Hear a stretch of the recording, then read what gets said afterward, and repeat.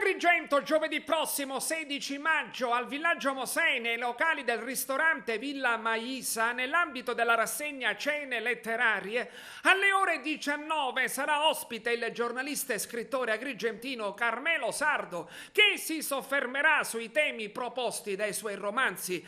Seguirà poi una serata all'insegna della buona cucina e del buon vino. L'iniziativa è organizzata dai titolari di Villa Maisa Massimo Balistreri e Giuseppe Moscato e dalla libreria Il Mercante di Libri di Alessandro Accurso Tagano. Si partecipa solo con prenotazione telefonando al numero 380 3810095.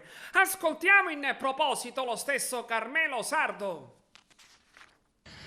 Le chiamano cene letterarie, cene con un autore. Di cosa si tratta? In un ristorante ovviamente viene invitato un autore di libri, si discute attorno e dentro ai romanzi dell'autore e poi si mangia e si beve insieme all'autore. È un'iniziativa che sta prendendo piede in molte città italiane e adesso ci stanno provando anche ad Agrigento alcuni amici, in particolare il libraio Alessandro Accurso Tagano, mio caro amico, titolare della libreria Il Mercante di Libri di Via Atenea di Agrigento, e i titolari di Villa Maisa, un ristorante del Villaggio Mosè, Massimo Balistreri e Giuseppe Moscato, che è anche lo chef del ristorante.